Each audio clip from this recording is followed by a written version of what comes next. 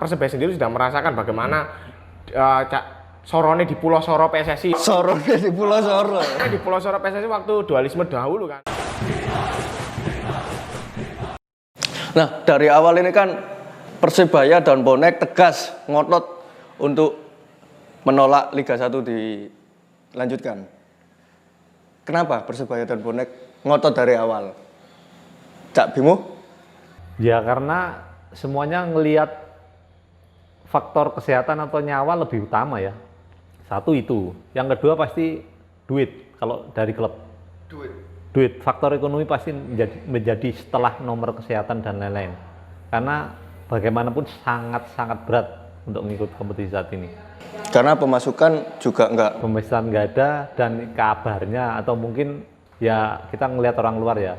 Hampir semua sponsor mungkin kalau yang bayar termin yang berikutnya juga awang-awangan, artinya ini kan benar-benar force major kan. Iya, nggak tahu kalau Universitas Muhammadiyah Surabaya ya. Nah, apakah terminnya dilunasi? Kita kan nggak ngerti. Ya. Tapi kalau saya sebagai sponsor, saya juga akan mikir loh, ini force major kamu nggak main, saya dapat apa gitu. Catat. Saya bicara sebagai bonek aja sih. Bonek menolak kan kita tahu, kita juga sendiri dulu waktu Surabaya jadi headline nasional, Surabaya menghitam gitu kan, bonek ikut turut menggelorkan kampanye Surabaya Hijau Mas Bim. Ya. Itu kan bonek sendiri sudah melakukan perlawanan dengan ayo rek kita jaga protokol kesehatan, kita perangi pandemi ini di Surabaya khususnya agar pandeminya semakin landai dan semakin berkurang. Itu sendiri sudah pengertian bahwasanya bonek nggak ingin pandemi ini berlama-lama gitu. Kalau bonek nggak ingin pandemi berlama-lama, jangan sampai liga yang bergulir ini malah akan menjadi pandemi semakin lama gitu loh. Jangan sampai. Jadi itu juga salah satu jadi satu satu tujuan bersama antara bonek dan Persebaya bersinergi supaya satu suara. Iya, liga ini sebenarnya nggak perlu dilanjutkan. Kemudian dari awal kan ketika wacana ini diteruskan, Persebaya ini terus menagih regulasi kepada PSSI dan PT LIB. Sebenarnya regulasi sing kayak apa sih sing diinginkan oleh Persebaya dan apakah itu sudah dipenuhi sampai detik ini? Yang ditagih mestinya ya yang ada di berita-berita ya kejelasan tentang detail-detail protokolnya kesehatan, misalnya siapa yang bertanggung jawab. Yang pertama mungkin dulu kalau swab test biayanya siapa itu terjawab. Terus kalau ada yang terpapar bagaimana itu saya kurang ngerti. Artinya kejelasan tentang itu. Terus protokol setiap latihan, tiap klub itu harus standar. Nah, kalau klub A standarnya tinggi misalnya, lawan klub B yang standarnya menengah atau apa, kan itu enggak benar juga gitu loh. Harusnya kan sama standarnya, dimulai dari latihan. Seperti itu mungkin. Catat. Saya mengutip tulisannya Mas Asrul Ananda aja ya, waktu di Happy Wednesday yang kapan hari. Asrul itu menuliskan dengan detail bagaimana protokol kesehatan NFL atau Liga Football Amerika ya. Jadi pemain setelah di swab reguler, mereka akan dikandangkan khusus di hotel, nggak boleh keluar kemana-mana. Diisolasi. Diisolasi.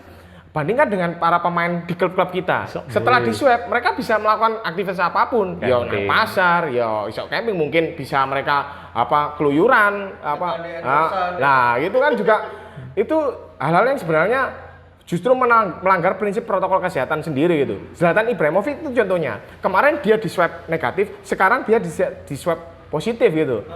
Makanya kalau ngomong soal protokol kesehatan seperti apa yang diregulasikan oleh PSSI dan PT LIB itu, kita tidak pernah tahu bagaimana detail-detailnya yang ada di media itu, nggak pernah digembor-gemborkan. Mereka hanya melakukan pokoknya melaku. Jadi ibaratnya ADW iki sik gurung iso sepedaan wis dikon gawe sepeda motor. Sing penting yakin saya ngono maksudnya. Terus juga mana ketika Persebaya getol terus diikuti tim-tim lain, akhirnya muncul lek gak melok kompetisi tak duno ning Liga 3 dan denda 1,5 M lek nggak salah ya. Itu sempat viral di media sosial, di media massa. Masuk akal nggak sih kalau ada regulasi seperti itu? Padahal degradasi ya nggak ono. Balik ke omongan yang pertama tadi ya, bahwa PSSI dan PT LIB itu otoritasnya nggak bisa dipercaya. Sekarang aja mungkin mereka ngomong, oh nggak ada sanksi, oh nggak ada degradasi, oh nggak ada apa hukuman apapun. Tapi nanti kalau pada akhirnya itu merugikan mereka, ya bisa jadi akan jadi aturan khusus untuk menghukum gitu. Kita tahu Persebaya dulu dan gini melok Liga Unifikasi, pada akhirnya tidak diikutkan, nggak diboloi sampai akhirnya terjadi dualisme dan akhirnya terjadi pemulihan kembali. Itu kan mungkin itu yang menjadi dasar kenapa kok Persebaya akhirnya wedi teko pertama sing strength, jadi akhirnya ya wis lah gitu. Mungkin karena mereka trauma akan dijadikan Persebaya 2013 seperti itu. Dan juga iki ya terakhir informasi kalau ternyata Persebaya batal melawan PSS Sleman. Hamin ya beberapa hari sebelum laga dimulai. Itu ya bocah.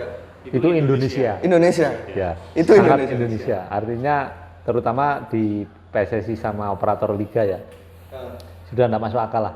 Artinya bayangin misalnya Persebaya sudah booking hotel, sekian kamar, sudah DP, mundur.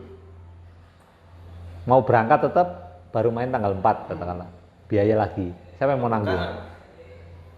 Sudah tidak masuk akal. Belum kalau kita ngomong dikaitkan dengan pandemi ya.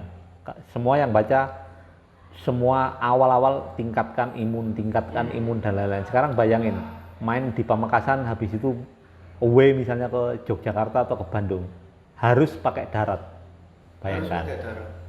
Regulasinya seperti itu. Harus pakai darat, naik bis. Nggak boleh naik pesawat. Ya bocah det sampai perjalanan darat tuh kok. Ya remuk lah, kayak PSSI lah. Remuk. Iya kayak PSSI. PSSI itu organisasi paling remuk. Kan tiap klub katanya disiapkan dua bis, ya bis. Yang jadi masalah 2 bis, ya 2 bis. Otomatis kan ada yang pakai kendaraan sendiri. Gak mungkin kitman bareng bis. Pasti berangkat duluan ya. Satu, ya, bukan masalah itu. Satu bisnya mogok, pemain intinya bisa jadi nggak main di sana nanti.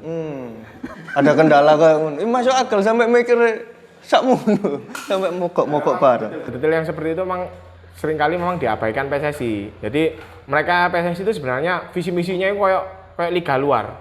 Tetapi pada hakikatnya yang terjadi di lapangan itu mereka itu masih kayak mengelola liga amatir, liga kala desa. Malah sih apa yang liga kala desa? Liga kala desa jadwalnya wis pasti. Masih ditulis nang buku tulis. Iya, masih nang buku tulis sampai nanggone papan, nanggone balai desa ngono pasti. Engko PS iki musuh PS iki. Meneh iku pasti berlanjut iku musuh iku, tapi PSSI kan tidak gitu.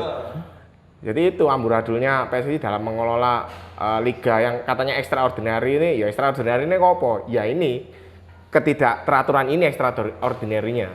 Nah, ketika ini liga dilanjutkan, otomatis ini kan dikhawatirkan supporter ini datang meskipun ada larangan tanpa penonton dilarang datang. Nah, kita kalau ngomongkan dulur-dulur kita sendiri bonek ini kan untuk dikoordinasikan itu saya rasa susah ngono kan. Iki piye Cak Bimo? Apakah PSSI sudah siap dengan kemungkinan ini? Ya betul. Ya itu tadi, balik lagi ya. Di awal PSSI akan memberikan sanksi kalau ada penonton yang masuk ke yang menonton pertandingan. Ya. Sanksinya adalah atau di WO, berkumpul di luar. Itu juga termasuk nggak hanya menonton, berkumpul di luar stadion. Di luar stadion itu sudah masuk pelanggaran yang akan bisa diberikan sanksi kekalahan untuk tim yang didukung.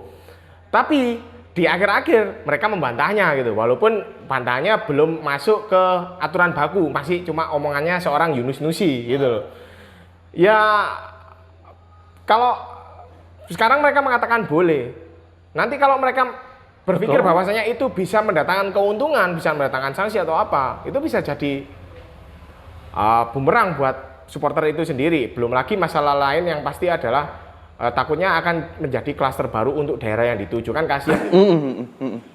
Karena kerumunan penonton itu akhirnya jadi klaster di luar daerah oleh orang luar daerah, kan nggak enak gitu. Terakhir ya. Sebenarnya apa sih yang ingin disampaikan kepada PSSI, Persebaya dan dulur-dulur bonek kita sendiri? Cak Bimo, Cak Betet. Stop Liga 2020 kalau untuk PSSI, stop. Cak Betet? yang stop harus PSSI. Jadi PSSI yang harus ngomong untuk stop Liga 2020. Alasannya ya seperti kita kemukakan di awal tadi, yang berbusa-busa tadi itu.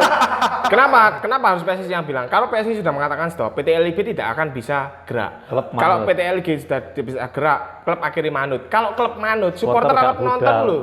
Nonton apa Liga enak itu. Jadi pertama kali PSSI harus tegas mengatakan tidak ada liga. Jadi kita sepakat untuk tidak ada liga 2020. Wis fokus untuk pembenahan pandemi ini aja supaya wis ndang mari ndang wis. Oke, terima kasih Cak Betet dan Cak Bimo. Kita semua juga pastinya terus berharap agar liga ini tidak dilanjutkan demi keselamatan dan juga kesehatan seluruh rakyat Indonesia.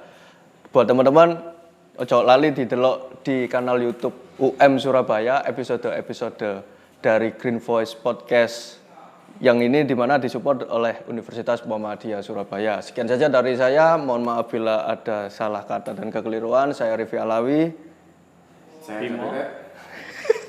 Terima kasih. Wassalamualaikum warahmatullahi wabarakatuh. Salam satu nyali wani.